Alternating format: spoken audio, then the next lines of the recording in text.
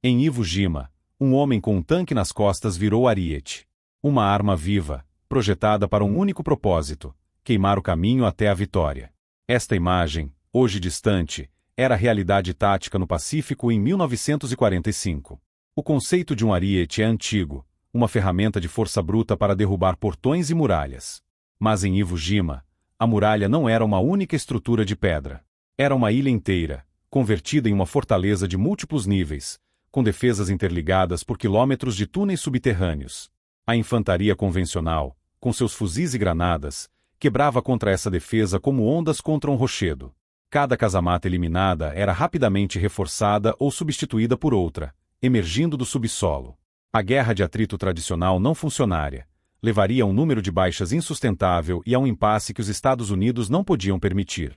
A solução exigia um novo tipo de força, uma que não apenas destruísse uma posição, mas a erradicasse de forma conclusiva e aterrorizante. O ariete precisava ser móvel, preciso e final. Foi nesse contexto que o operador do lança-chamas M2 se tornou a peça central de uma nova doutrina de assalto. O homem em si era transformado em um sistema de armas. Em suas costas, carregava aproximadamente 30 quilos de equipamento, 2 tanques contendo napalm gelificado e um terceiro, menor, com gás pressurizado para propulsão. Ele não era um soldado de linha comum, era um especialista, treinado para avançar sob fogo intenso, calcular distâncias e ângulos, e aplicar sua arma com uma precisão devastadora. Ele era o ponto de lança de um pequeno esquadrão cuja única função era apoiá-lo e mantê-lo vivo o tempo suficiente para que ele pudesse operar. Sua tarefa ia além da simples destruição. O objetivo era quebrar a coesão da defesa japonesa. As casamatas de concreto e as posições em cavernas eram projetadas para resistir a explosivos e projéteis. Suas aberturas eram estreitas, minimizando a exposição dos defensores.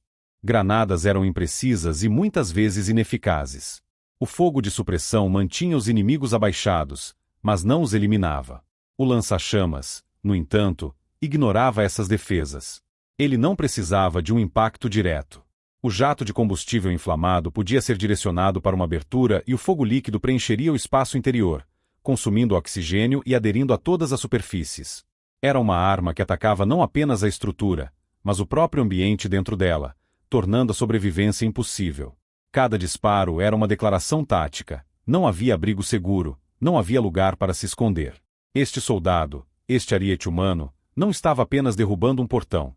Ele estava limpando, de forma sistemática e implacável, cada cômodo da fortaleza inimiga, um por um. Era um trabalho brutal, executado com uma metodologia fria, essencial para o avanço que se seguiria. O tempo é fevereiro de 1945. O Teatro de Operações do Pacífico entrava em sua fase mais crítica, e o foco da máquina de guerra americana se voltava para uma pequena ilha de apenas 21 km², um ponto estratégico no mapa que se tornaria sinônimo de combate brutal, Iwo Jima. Sua importância não residia em seus recursos, pois não possuía nenhum, mas em sua localização geográfica. Situada a meio caminho entre as bases de bombardeiros B-29 nas Ilhas Marianas e as cidades do Japão, Iwo Jima era uma peça fundamental no xadrez aéreo. As missões de bombardeio contra o Japão eram longas e perigosas, e os B-29 que partiam das Marianas não tinham escolta de caças para a totalidade do percurso. Pior, a própria Iwo Jima abrigava bases de caças japoneses que interceptavam as formações americanas e servia como um posto de alerta precoce, notificando o Japão sobre os ataques iminentes. Para o comando americano, a captura da ilha era uma necessidade matemática. Suas pistas de pouso permitiriam que caças P-51 Mustang escoltassem os bombardeiros até seus alvos e, crucialmente, serviriam como um aeroporto de emergência para as aeronaves danificadas no caminho de volta. O local, no entanto, era geológica e taticamente hostil. O nome Iwo Jima se traduz do japonês como Ilha de Enxofre, uma descrição literal. A atividade vulcânica subterrânea aquecia o solo e liberava vapores sulfurosos, impregnando o ar com odor característico. A ilha não era composta de areia de coral, como tantas outras no Pacífico, mas de cinzas vulcânicas escuras e macias. Esse terreno dificultava enormemente o movimento de homens e veículos. Soldados afundavam até os tornozelos, e equipamentos pesados como tanques e jipes atolavam constantemente. Dominando a paisagem ao sul estava o Monte Suribachi, um vulcão adormecido de 169 metros de altura que oferecia aos defensores uma visão panorâmica e posições de artilharia dominantes sobre as praias de desembarque. A ilha inteira era um campo de tiro natural. Contudo, O maior obstáculo não era a geografia, mas a engenharia militar japonesa, orquestrada pelo general Tadamichi Kuribayashi. Abandonando a tática tradicional de defender a linha da praia com cargas suicidas, Kuribayashi implementou uma estratégia de defesa em profundidade, projetada para infligir o máximo de baixas e transformar a batalha em um lento e sangrento processo de atrito. Ao longo de meses, ele transformou Iwo Jima em uma das fortalezas mais formidáveis já construídas. A superfície da ilha era apenas a camada externa de uma vasta e complexa rede defensiva. Mais de 18 quilômetros de túneis foram escavados, conectando cerca de 1.500 salas, postos de comando, hospitais e casamatas. Essas posições eram mutuamente apoiadas, com campos de tiro sobrepostos que garantiam que qualquer avanço americano fosse recebido com fogo vindo de múltiplas direções. As aberturas dos bunkers eram pequenas, feitas de concreto reforçado e aço, quase imunes à artilharia naval e bombardeio aéreo. Para os fuzileiros navais que desembarcaram em 19 de fevereiro, a ilha parecia deserta e silenciosa após o bombardeio preliminar. A realidade era que eles haviam desembarcado no teto de uma fortaleza subterrânea, e o inimigo estava simplesmente esperando, invisível e entrincheirado, pronto para transformar cada metro de areia negra em um inferno de enxofre e aço. O desafio tático que se apresentava aos fuzileiros navais em Iwo Jima era diferente de tudo que haviam enfrentado no Pacífico. O problema não eram as posições defensivas visíveis, mas a complexa e invisível infraestrutura que a sustentava.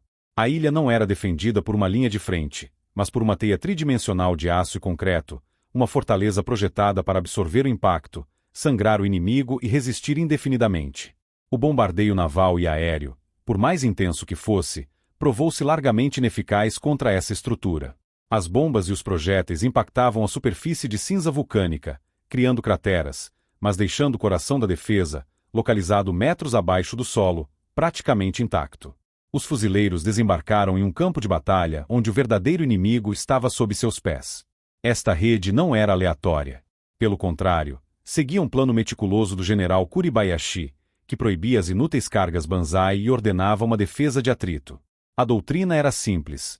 Cada soldado japonês deveria matar 10 americanos antes de morrer. Para alcançar esse objetivo, a ilha foi escavada e fortificada por meses. Mais de 18 quilômetros de túneis interligavam aproximadamente 1.500 posições defensivas.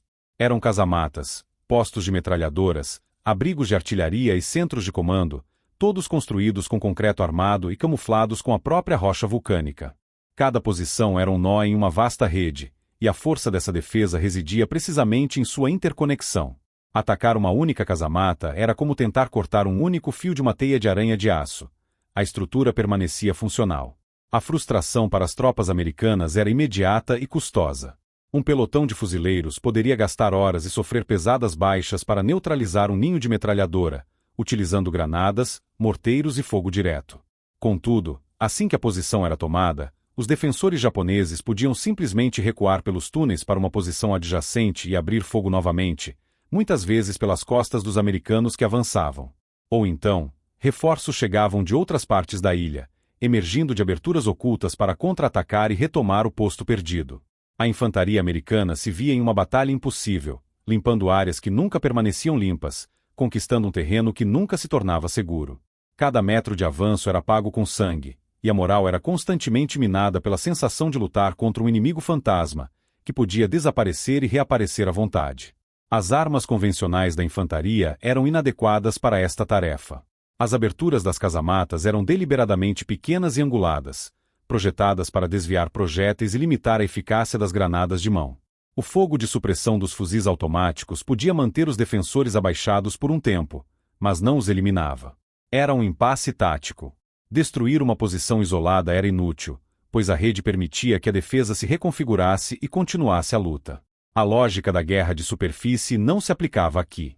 O comando americano percebeu rapidamente que precisava de uma nova abordagem, uma arma que não apenas danificasse a estrutura, mas que pudesse penetrar nessas aberturas e aniquilar tudo que estivesse dentro, quebrando os nós da rede de forma definitiva.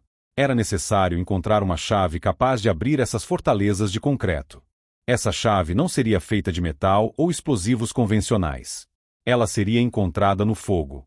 A resposta para este impasse tático não viria de uma nova estratégia de infantaria, mas de uma ferramenta específica, projetada para um tipo de guerra que ignorava fortificações convencionais. A solução foi o lança-chamas portátil, especificamente o modelo M2, que se tornaria a arma decisiva para quebrar a resistência nos bunkers de Iwo Jima. Este equipamento não era uma arma de supressão, cuja função é forçar o inimigo a buscar cobertura. O lança-chamas era, por definição, uma arma de aniquilação. Sua finalidade era eliminar completamente a ameaça dentro de um espaço fechado, tornando a sobrevivência fisicamente impossível. Era uma ferramenta brutal, mas em face da defesa subterrânea japonesa, foi considerada essencial para quebrar a espinha dorsal de uma resistência que parecia interminável e que custava centenas de vidas americanas por dia. O M2 era um sistema de armas autocontido, carregado nas costas de um único operador. O conjunto pesava cerca de 30 quilos e consistia em 3 cilindros de metal. 2 tanques maiores continham um agente incendiário, uma mistura de gasolina gelificada, popularmente conhecida como napalm. O terceiro cilindro, menor, continha um gás inerte e pressurizado, geralmente nitrogênio, que atuava como propulsor. O mecanismo era direto. Ao acionar o gatilho na extremidade da mangueira, uma válvula liberava o nitrogênio, que por sua vez forçava o combustível gelificado a sair pelo bico a alta velocidade. Na ponta do bico, um sistema de ignição, semelhante a uma vela de ignição, criava uma faísca que inflamava o jato de napalm no momento em que ele deixava a arma, projetando um fluxo contínuo de fogo líquido. A eficácia do lança-chamas não residia apenas na sua temperatura extrema, mas nas propriedades físicas do seu combustível. Ao contrário da gasolina líquida, que se vaporizaria e queimaria rapidamente, o napalm era um gel espesso. Essa consistência garantia 2 vantagens táticas cruciais. Primeiro, permitia que o jato de fogo mantivesse sua coesão por distâncias maiores, alcançando alvos a até 40 metros de distância com precisão. Segundo, e mais importante, o gel aderia a qualquer superfície que tocasse. Quando disparado contra a abertura de uma casamata, o napalm se fixava nas paredes de concreto, no teto e no chão, continuando a queimar intensamente por dezenas de segundos. Ele ricocheteava nos cantos e se espalhava, preenchendo todo o volume interno com chamas. O fogo consumia rapidamente todo o oxigênio disponível no espaço confinado, asfixiando os ocupantes que não eram diretamente atingidos pelas chamas. Para os defensores entrincheirados, não havia escapatória. A estrutura de concreto que lhes oferecia proteção contra balas e estilhaços se transformava em um forno. A arma atacava o próprio ambiente, negando abrigo e tornando a posição indefensável. Diante de tal arma, a escolha era render-se e sair para o fogo cruzado dos fuzileiros que davam cobertura, ou perecer no interior. Para o comando americano, esta era a chave necessária para abrir as portas da fortaleza de Iwo Jima. Mas a arma, por si só, era inútil sem o método. Sua eficácia não residia apenas em sua capacidade de projetar fogo, mas na doutrina tática que permitia sua aplicação no campo de batalha. A operação não era o ato solitário de um único homem, mas a execução precisa de uma pequena unidade tática, a equipe de assalto com lança-chamas. Esta era a verdadeira chave para quebrar as defesas de Iwo Jima.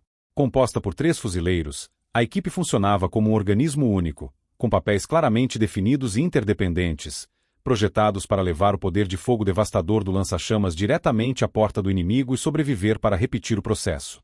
No centro desta formação estava o operador do lança-chamas, ao mesmo tempo a peça mais poderosa e a mais vulnerável do grupo. Carregando quase 30 quilos de equipamento em suas costas, seu movimento era mais lento e seu perfil era um alvo proeminente e inconfundível para os defensores japoneses. Ele não podia se abaixar completamente ou correr com a mesma agilidade de um fuzileiro padrão. Além disso, para operar sua arma, ele precisava se expor, levantando-se para mirar e disparar, tornando-se um alvo prioritário durante os segundos mais críticos da ação. Embora os tanques de combustível não explodissem catastroficamente como na ficção, um único projétil perfurante poderia incapacitar o sistema, cobrir o operador com napalm ou simplesmente matá-lo antes que ele pudesse cumprir sua missão. Sua sobrevivência dependia inteiramente dos 2 fuzileiros que o flanqueavam. Estes 2 homens não eram meros guarda-costas, eram especialistas em fogo de supressão. Sua missão principal era criar uma zona de proteção ao redor do operador. Assim que um bunker-alvo era identificado, eles concentravam um volume de fogo contínuo e preciso diretamente nas frestas de observação e nas aberturas de tiro da casamata inimiga. O objetivo não era destruir a posição com balas, mas forçar os metralhadores e fuzileiros japoneses a manterem suas cabeças abaixadas, impedindo-os de mirar com precisão no operador que se aproximava. Cada rajada de seus fuzis M1 Garand ou fuzis automáticos Browning era uma barreira de chumbo que comprava segundos preciosos e metros vitais de avanço. Eles também eram responsáveis pela segurança dos flancos, atentos a qualquer inimigo que pudesse emergir de túneis ocultos para emboscar a equipe. O avanço em si era uma coreografia calculada de fogo e movimento. A equipe se movia de uma cratera de bomba para a próxima, de uma rocha para outra, sempre em coordenação. Um fuzileiro fornecia cobertura enquanto o operador e o outro avançavam alguns metros. Então, as posições se invertiam. A comunicação era mínima, muitas vezes reduzida a sinais de mão, em meio ao barulho ensurdecedor da batalha. O objetivo final era levar o operador a uma distância eficaz de disparo, idealmente a menos de 20 metros da abertura do bunker. Somente quando os fuzileiros de apoio conseguiam suprimir completamente o fogo inimigo é que o operador tinha janela de oportunidade para se erguer, mirar e liberar o jato de fogo. Estes 3 homens não eram apenas um soldado com uma arma especial e 2 guardas.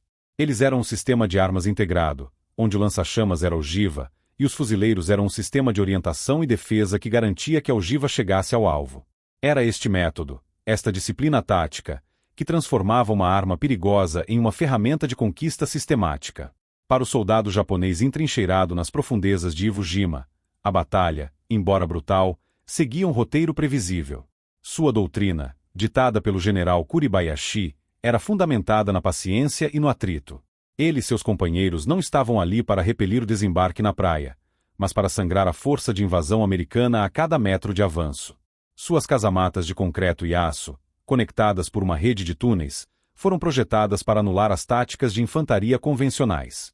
Eles estavam preparados para o bombardeio naval, para as rajadas de metralhadora, acima de tudo, para o assalto da infantaria que se seguiria. Eles esperavam de sempre, o som de fuzis M1 Garand, o fogo de supressão intermitente, principalmente, as granadas arremessadas com mais esperança do que precisão em direção às estreitas aberturas de seus bunkers. A hesitação americana era uma variável calculada na equação defensiva japonesa. Os fuzileiros navais avançavam, encontravam fogo pesado vindo de posições interligadas e eram forçados a buscar cobertura. Nesse momento de pausa, nesse impasse tático, os defensores tinham a vantagem. Eles podiam reposicionar metralhadoras, chamar fogo de morteiro sobre as posições americanas expostas e transformar qualquer avanço em um massacre. Cada soldado japonês havia sido treinado para explorar essa previsibilidade. Eles sabiam que uma granada mal arremessada ricochetearia no concreto. Sabiam que o fogo de supressão eventualmente cessaria, permitindo que eles retomassem suas posições de tiro. A fortaleza subterrânea lhes dava uma sensação de controle tático, a confiança de que poderiam infligir as 10 baixas exigidas por Kuribayashi antes de tombarem. Eles estavam entrincheirados, aguardando um inimigo que lutava de acordo com regras que eles compreendiam e estavam preparados para explorar. Mas naquele dia, o ritmo da batalha mudou. O padrão familiar foi quebrado. De dentro da escuridão úmida do bunker, o som do combate se alterou. O fogo de supressão americano não era mais disperso e reativo. Tornou-se incrivelmente concentrado, um volume de chumbo focado unicamente na abertura de sua posição, impedindo qualquer tentativa de observar ou retaliar. E então, o elemento mais perturbador, o avanço não parou. Não houve hesitação. Em vez do som de botas correndo em busca de abrigo, havia o som de um avanço metódico e contínuo. A pausa que eles esperavam para explorar nunca chegou. A granada que antecipavam nunca foi lançada. Seguiu-se um breve e tenso silêncio, um vácuo no caos da batalha que era mais alarmante do que o próprio ruído. Eles não estavam preparados para o que veio a seguir. O que rompeu pela fenda de concreto não foi a explosão contida e momentânea de uma granada, que oferecia uma chance de sobrevivência aos que estivessem longe do ponto de impacto. Foi algo totalmente diferente. Um rugido profundo e gutural precedeu um jato espesso de líquido incandescente que preencheu o espaço confinado com uma luz ofuscante e um calor insuportável. O napalm gelificado não explodiu. Ele se espalhou, aderindo às paredes, ao teto e aos próprios homens. O fogo persistia, queimando por dezenas de segundos que pareciam uma eternidade, consumindo todo o oxigênio do ambiente e transformando o abrigo de concreto em uma fornalha. A proteção que a fortaleza oferecia contra projéteis tornou-se sua armadilha mortal. A quebra de expectativa foi total e absoluta. A certeza de um combate travado com balas e estilhaços, onde a sobrevivência era uma possibilidade, foi instantaneamente substituída pela realidade de uma aniquilação pelo fogo, da qual não havia escapatória. A arma psicológica foi tão devastadora quanto a física, quebrando não apenas a posição defensiva, mas a própria vontade de lutar dos que testemunharam seu poder. O que os defensores japoneses receberam não foi hesitação. Foi a aplicação de uma doutrina de assalto implacável, personificada na figura do operador do lança-chamas e guiada por uma calma cirúrgica. Essa calma, que parecia sobre-humana em meio ao caos da batalha, não era uma ausência de medo. Era o resultado de um treinamento rigoroso e repetitivo, projetado para sobrepor o instinto de autopreservação com a execução metódica de uma tarefa. O operador era um especialista, e sua mente estava condicionada a seguir uma sequência de ações, independentemente do perigo ao seu redor. Ele sabia que sua sobrevivência, e a de seu pelotão, dependia não de coragem impulsiva, mas de uma precisão fria e deliberada. O avanço não era uma corrida desesperada em direção ao inimigo, mas uma progressão calculada, feita sob a proteção de uma cortina de fogo de supressão fornecida por seus 2 fuzileiros de escolta. Cada passo era medido, movendo-se de uma cratera para a próxima, utilizando cada pedaço de cobertura que o terreno vulcânico oferecia. Para o operador, o campo de batalha encolhia até se resumir a um único ponto: a fenda escura no concreto, a abertura da casamata que cuspia fogo e morte. O barulho ensurdecedor das explosões, os zumbidos dos projéteis passando perto e os gritos dos homens tornavam-se um ruído de fundo. Seu foco era absoluto, sua visão de túnel.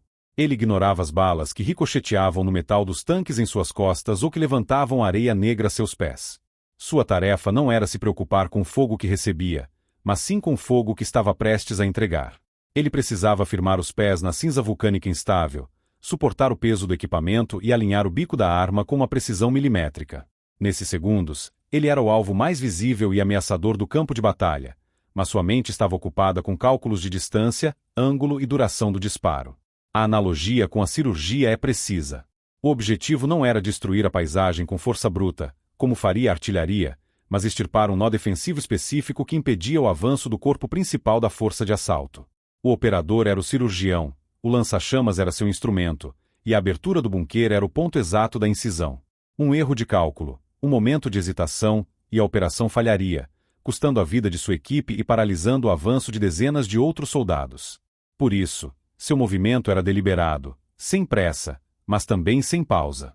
Ele se aproximava até a distância ideal, onde o jato de napalm teria o máximo de impacto e alcance dentro da estrutura.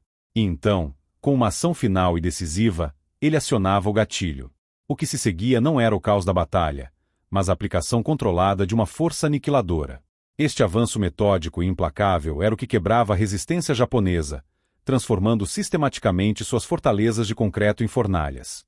Para compreender a eficácia do lança-chamas, é preciso analisar os números que definiam seu poder de fogo. Estes não eram apenas dados técnicos, mas os elementos de uma equação tática que resultava na aniquilação de posições fortificadas. A arma era um sistema projetado para superar as defesas de concreto e aço, e seus parâmetros operacionais revelam exatamente como isso era alcançado. O primeiro número fundamental era o alcance.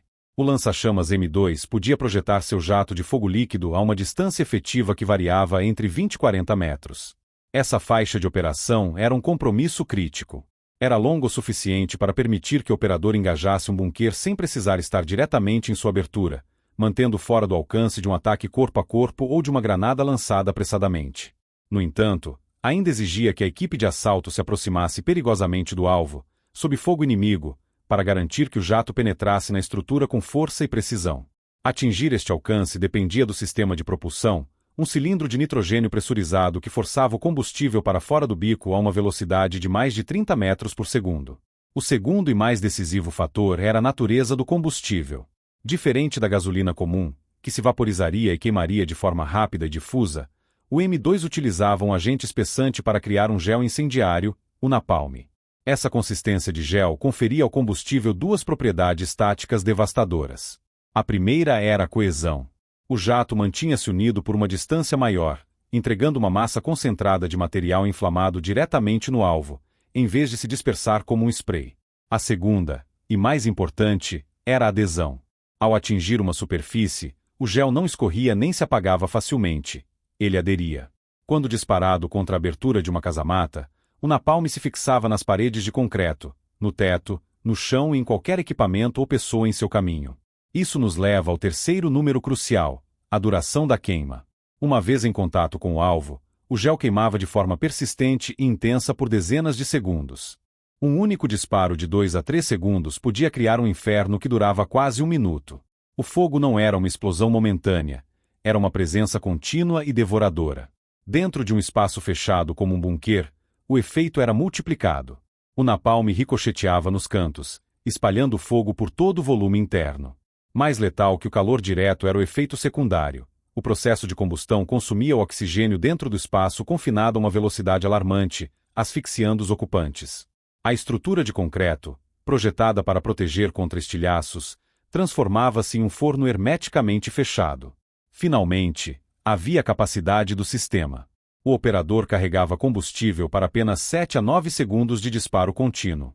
Isso significava que ele não podia simplesmente disparar indiscriminadamente. Cada rajada precisava ser deliberada, um pulso de fogo direcionado com precisão cirúrgica para maximizar o efeito.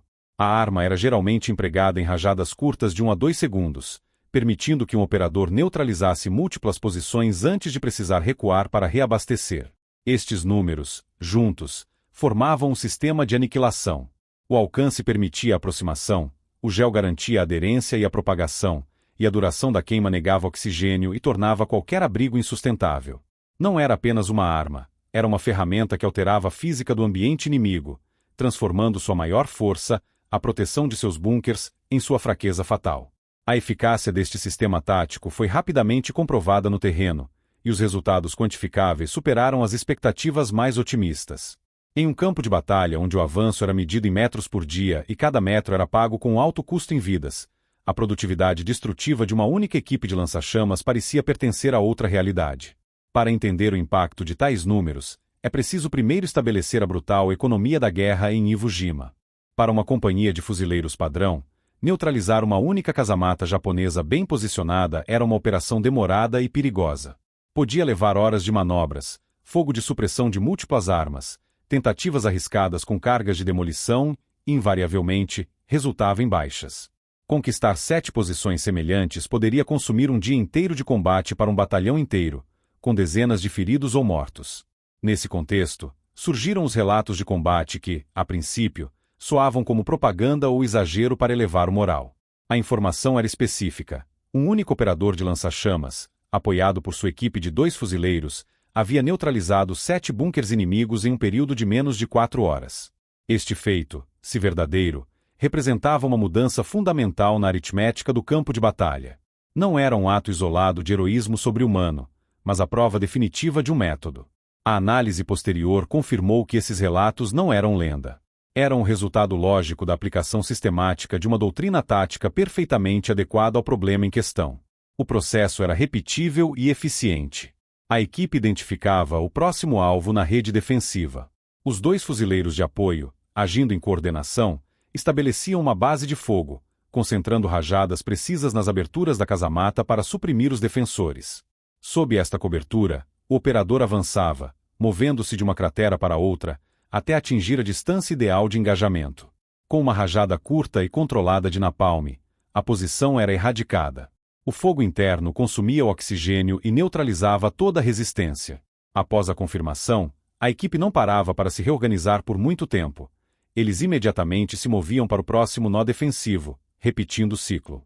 O que permitia essa velocidade era a natureza conclusiva da arma. Não havia necessidade de verificar se os ocupantes do bunker estavam feridos ou apenas suprimidos. Não havia risco de um defensor ferido retomar a metralhadora. Uma vez que o lança-chamas era empregado, a posição era permanentemente removida do campo de batalha. Essa certeza permitia que a infantaria de apoio avançasse com mais confiança, ocupando o terreno conquistado enquanto a equipe de assalto já se concentrava no próximo obstáculo. As 4 horas não representavam um combate contínuo, mas uma série de assaltos curtos, precisos e letais, realizados em sequência. A afirmação de que um único homem e seus 2 protetores poderiam realizar o trabalho de uma companhia inteira em uma fração do tempo não era um mito de guerra. Era a demonstração prática de que, em Iwo Jima, o método correto, aplicado com a ferramenta correta, podia quebrar uma defesa que, de outra forma, seria quase impenetrável. Para o homem por trás da arma, a experiência era sensorial e violenta. Antes mesmo de acionar o gatilho, a realidade física de seu equipamento dominava cada movimento. Os quase 30 quilos de metal e combustível pressionavam seus ombros e costas, forçando a manter uma postura curvada e deliberada.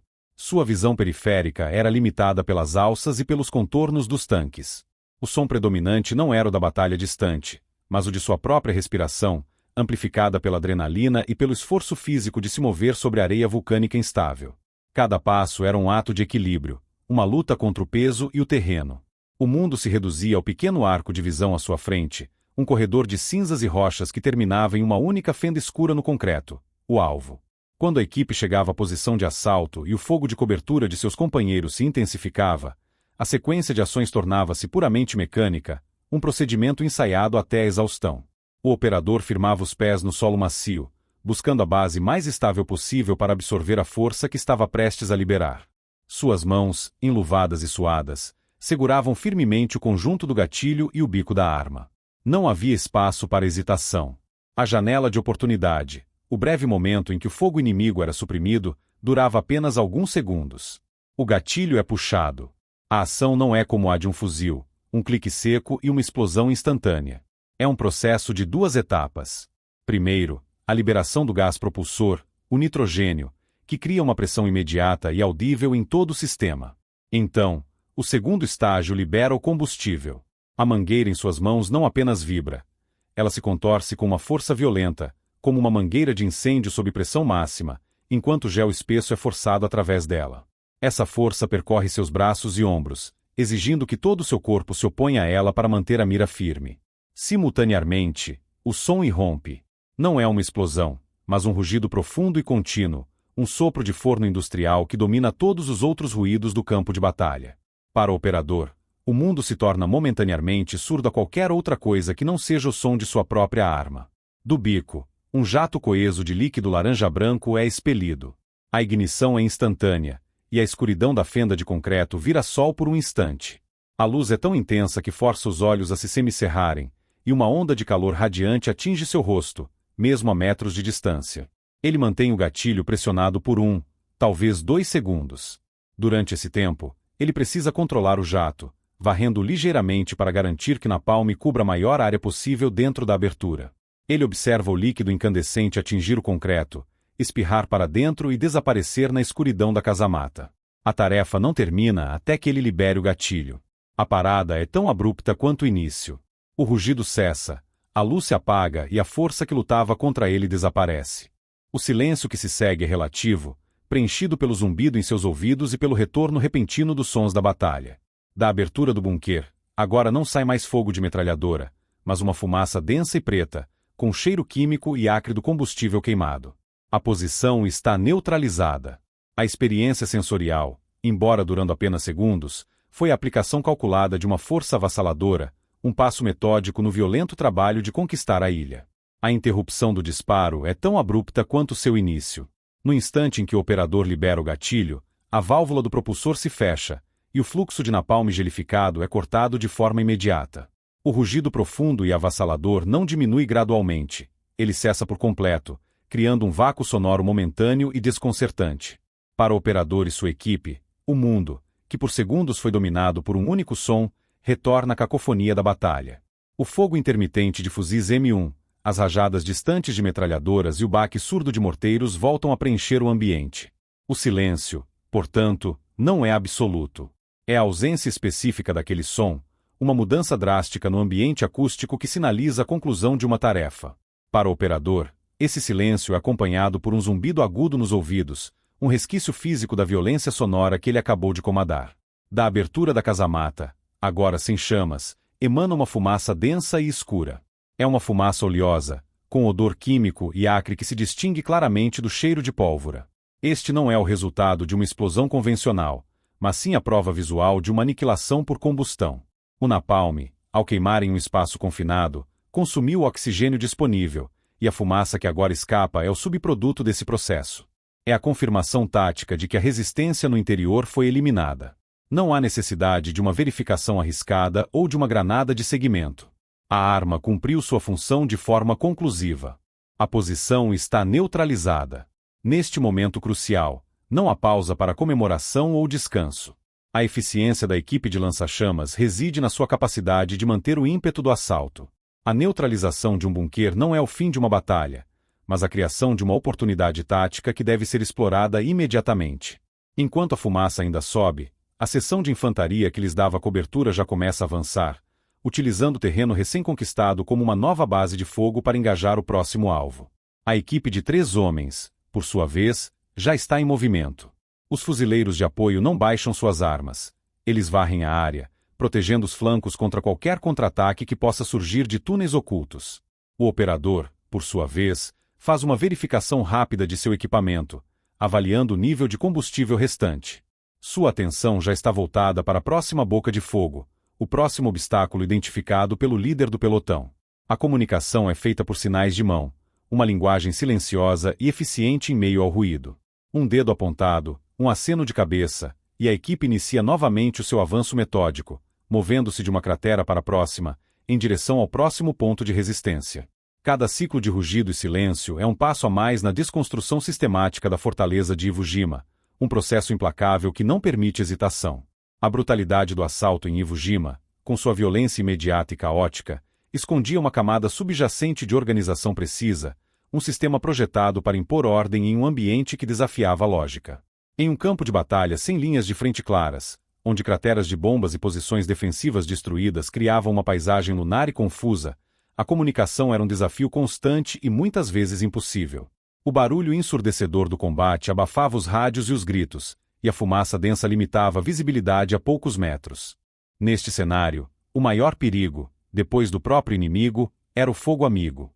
Uma unidade de infantaria avançando, um tanque Sherman dando apoio ou uma barragem de morteiro solicitada com urgência poderiam, por engano, atingir uma posição que acabará de ser conquistada com alto custo, resultando em baixas desnecessárias e na perda de um terreno valioso. A confusão era aliada do defensor. Para mitigar este risco e manter o ímpeto do avanço, os fuzileiros navais implementaram um sistema visual de baixa tecnologia, porém altamente eficaz, a marcação de posições neutralizadas. Esta tarefa, embora simples em conceito, era uma coreografia de destruição executada sob pressão extrema. Imediatamente após o operador do lança-chamas ter silenciado um bunker, enquanto a fumaça ainda subia de sua abertura, a responsabilidade de marcar a posição recaía sobre um dos fuzileiros da equipe de assalto. Sua ação era breve, mas perigosa. Ele precisava deixar a relativa segurança de sua cobertura, correr os poucos metros em terreno aberto até a casamata agora silenciosa e cravar uma pequena bandeirola colorida na cinza vulcânica ou na estrutura de concreto. Estas não eram bandeiras cerimoniais, mas marcadores funcionais, muitas vezes simples pedaços de tecido amarrados a um arame ou a uma baioneta quebrada. Feito isso, ele recuava para a segurança, e a equipe se preparava para o próximo alvo. Este ato criava um código visual instantaneamente reconhecível por todas as unidades americanas na área. Para as unidades de infantaria que seguiam o avanço, as bandeirolas formavam um corredor seguro, indicando quais posições haviam sido limpas e quais ainda representavam uma ameaça. Elas podiam se mover com mais rapidez e confiança, contornando os pontos de resistência ativos e consolidando o terreno marcado como seguro. Para os comandantes de tanques Sherman, cujas tripulações operavam com visibilidade severamente limitada através de pequenas fendas de observação, estas bandeiras eram uma linguagem inequívoca. Elas indicavam onde não atirar, prevenindo incidentes catastróficos, e também mapeavam um caminho de avanço, guiando os veículos pesados através do labirinto de defesas inimigas. Mais acima na cadeia de comando, para os oficiais que observavam o campo de batalha com binóculos de posições mais recuadas, a proliferação dessas pequenas bandeiras coloridas criava um mapa tático em tempo real. Eles podiam avaliar visualmente o progresso da linha de frente, identificar áreas onde o avanço havia estagnado e direcionar recursos para os pontos de maior resistência. Este processo não era um ato isolado ou um improviso, era parte integrante do ciclo de assalto. A sequência era metódica: suprimir, avançar, neutralizar com lança-chamas e, crucialmente, marcar. Cada passo dependiado anterior. A brutalidade do fogo era, portanto, inseparável desta coreografia precisa. Era uma dança de metros e segundos, executada em meio ao caos, onde um simples pedaço de tecido se tornava uma ferramenta vital para transformar um assalto sangrento em uma conquista sistemática e controlada. A consequência estratégica da implementação das equipes de lança-chamas foi imensa, alterando fundamentalmente a dinâmica do campo de batalha em Iwo Jima. Para compreender seu impacto, é preciso primeiro entender a natureza da defesa japonesa. Ela não era uma linha a ser rompida, mas uma teia tridimensional de posições fortificadas, projetada para funcionar em conjunto. Cada casamata, cada ninho de metralhadora, era um nó defensivo, posicionado para apoiar os nós adjacentes. Juntos, eles criavam o que os fuzileiros navais passaram a chamar de Zona da Morte, um trecho de terreno aberto, desprovido de cobertura natural, mas que estava sob a mira de 2, 3 ou até mais casamatas cujos campos de tiro se sobrepunham. Qualquer unidade de infantaria que tentasse cruzar essa área era submetida a um fogo cruzado devastador, vindo de múltiplas direções simultaneamente. Antes da aplicação sistemática dos lança-chamas, o encontro com uma dessas zonas de morte resultava em um impasse tático quase inevitável. Um pelotão de fuzileiros avançava, era recebido por um volume de fogo esmagador e forçado a buscar a pouca cobertura que as crateras de bombas ofereciam. O assalto empacava. Nesse momento, a unidade se tornava um alvo estático, vulnerável não apenas ao fogo direto das metralhadoras, mas também aos morteiros japoneses, que eram guiados com precisão por observadores ocultos. Tentar flanquear uma posição era inútil, pois isso significava expor-se ao campo de tiro de outra. O resultado era um ciclo de atrito brutal. Os fuzileiros ficavam presos, sofrendo baixas contínuas, enquanto aguardavam o apoio de tanques ou artilharia, que por sua vez tinham dificuldade em localizar e neutralizar as fontes de fogo bem camufladas. A neutralização de um único complexo defensivo podia consumir horas, por vezes dias, e custar a vida de dezenas de homens, paralisando o avanço de um batalhão inteiro. Foi exatamente este ciclo que as equipes de lança-chamas foram projetadas para quebrar. Elas não eram apenas uma arma para destruir um bunker, eram a ferramenta para desarticular a própria lógica da defesa japonesa. Ao avançar sob a cobertura de fogo de supressão, a equipe se concentrava no nó defensivo mais crítico, aquele que ancorava a Zona da Morte. A eliminação desse bunker com o lança-chamas não era apenas a remoção de uma metralhadora do campo de batalha. Era a quebra de um elo fundamental na corrente defensiva. Com a principal fonte de fogo neutralizada, a sobreposição dos campos de tiro era desfeita. A Zona da Morte perdia sua integridade tática, tornando-se subitamente vulnerável. As posições de apoio, agora isoladas, podiam ser engajadas e destruídas uma a uma pela infantaria convencional. O efeito cascata era imediato e decisivo. Em vez de um impasse de horas, a situação era resolvida em minutos. As equipes de lança-chamas abriam caminho, criando uma brecha na teia defensiva através da qual o resto da força de assalto podia avançar. O mais importante, elas permitiam que o ataque mantivesse seu ímpeto. Em uma operação anfíbia como a de Iwo Jima, o ímpeto era um recurso tão vital quanto a munição. Uma força que para se torna um alvo. Ao quebrar os nós defensivos que teriam empacado o assalto, essas equipes garantiam que as unidades americanas continuassem em movimento, pressionando a defesa e impedindo que os japoneses se reorganizassem ou reforçassem suas posições através da rede de túneis. Ao fazê-lo, elas não apenas conquistavam terreno, elas salvavam vidas, reduzindo drasticamente o tempo que as tropas passavam expostas ao fogo concentrado do inimigo. A brutalidade da arma era o preço pago para desmantelar uma máquina de matar ainda mais brutal. Pode parecer um paradoxo, mas no cálculo brutal da guerra, esta arma terrível resultou em menos baixas americanas. A imagem de um homem projetando um jato de fogo líquido é inerentemente chocante, evocando uma forma de combate particularmente desumana. No entanto, para compreender esta aparente contradição, é necessário analisar a alternativa tática e a natureza do campo de batalha em Iwo Jima. A guerra travada na ilha não era uma de manobras em campo aberto, mas um lento e metódico processo de erradicação de posições fortificadas, uma a uma. Cada casamata de concreto, cada ninho de metralhadora interligado por túneis, representava um problema tático que precisava ser resolvido com vidas. A questão para o comando americano não era se haveria baixas, mas quantas seriam necessárias para conquistar cada metro de terreno. O método convencional para atacar um bunker era um processo demorado e extremamente perigoso. Envolvia uma seção de infantaria se aproximando sob fogo pesado, tentando estabelecer uma base de fogo para suprimir os defensores.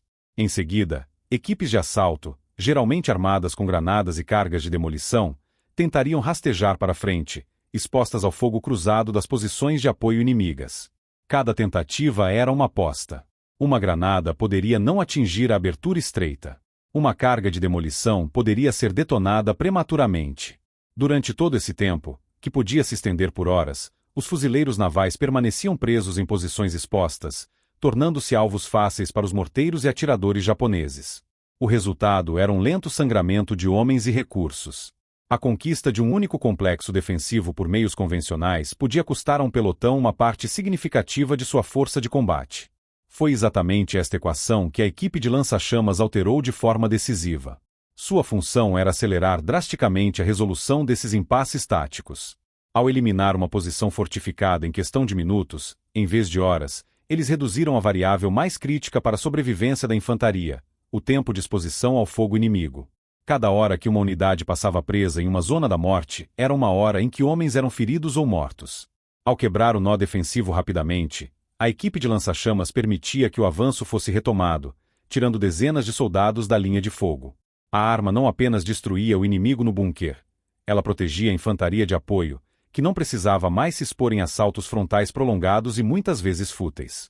Além disso, a natureza conclusiva do lança-chamas prevenia baixas futuras. Uma posição neutralizada com granadas ou fogo de supressão poderia ser reocupada por reforços japoneses que chegavam através da rede de túneis, tornando-se uma ameaça novamente horas depois. Uma posição que havia sido alvo do lança-chamas, no entanto, era permanentemente removida do campo de batalha. O interior era um forno inutilizável, e a ameaça era erradicada de forma definitiva. Isso significava que o avanço era mais seguro e o terreno conquistado permanecia sob controle. No balanço final da batalha, a brutalidade concentrada e rápida do lança-chamas, aplicada cirurgicamente contra as posições mais perigosas, evitou a brutalidade dispersa e prolongada de uma guerra de atrito que teria custado muito mais vidas americanas. A lógica era fria e pragmática. Um instrumento de aniquilação tornou-se, paradoxalmente, uma ferramenta para a preservação da força de combate. No fim, a batalha por Iwo Jima foi decidida não por grandes manobras estratégicas em campo aberto, mas por uma sucessão de ações brutais, metódicas e localizadas. Naquela terra negra de enxofre e morte, a infantaria americana enfrentou uma fortaleza tridimensional, uma teia de concreto e aço projetada para sangrar o invasor até a exaustão. As táticas convencionais, baseadas em fogo de supressão e assaltos de infantaria, mostraram-se insuficientes e excessivamente custosas contra uma defesa que podia absorver o impacto e se regenerar a partir de sua rede subterrânea. A vitória exigia uma nova abordagem, uma que não apenas danificasse, mas erradicasse cada ponto de resistência de forma conclusiva. Foi neste cenário que a determinação americana encontrou sua expressão mais eficaz na figura do operador do lança-chamas e sua equipe. Eles se tornaram a ferramenta que permitiu que o avanço continuasse onde, de outra forma, teria estagnado em um massacre. O caminho para a vitória, portanto, não foi traçado por linhas em um mapa, mas foi queimado no próprio terreno. Cada bunker neutralizado, cada casamata silenciada, era um passo adiante nessa progressão implacável. Este avanço, medido em posições inimigas destruídas, foi pavimentado com fogo do napalm. O método era repetitivo e terrivelmente eficiente: suprimir, aproximar, aniquilar e marcar. Este ciclo, executado dezenas de vezes ao dia por equipes especializadas em toda a frente de batalha, foi o que sistematicamente desmantelou a fortaleza de Kuribayashi. A conquista da ilha não foi um único ato, mas a soma de centenas dessas pequenas e violentas operações. Este método foi particularmente decisivo nos primeiros dias da batalha, durante o assalto ao Monte Suribachi. A montanha, que dominava as praias de desembarque, era em si uma fortaleza vertical, crivada de cavernas, postos de artilharia e ninhos de metralhadora que precisavam ser eliminados um a um, em uma subida mortal. Foi no topo desta montanha, em 23 de fevereiro de 1945, que o resultado deste método se tornou visível para o mundo. A imagem dos fuzileiros navais erguendo a bandeira americana no cume do Suribachi não sinalizou o fim da batalha. Na verdade, os combates mais sangrentos pela posse do norte da ilha ainda estavam por vir e se estenderiam por mais um mês. Contudo, o impacto daquele momento foi imediato e profundo. A bandeira, visível de quase todos os pontos da ilha e para os navios no mar, tornou-se um poderoso símbolo de progresso e um catalisador para o moral das tropas que ainda lutavam abaixo. Era a prova tangível de que a fortaleza impenetrável podia, de fato, ser conquistada. O caminho até aquele topo não foi uma escalada simples, mas uma conquista metro a metro, bunker a bunker, possibilitada pelas equipes que queimaram a resistência em seu caminho. A fotografia daquele evento se tornaria uma das imagens mais icônicas não apenas da Segunda Guerra Mundial, mas de toda a história militar, representando a resiliência e o custo da vitória. No final, cada disparo do lança-chamas, cada bunker marcado com uma bandeirola, foi um elo na corrente de eventos que levou àquele momento. Foi um caminho queimado, de forma sistemática e implacável, até a vitória.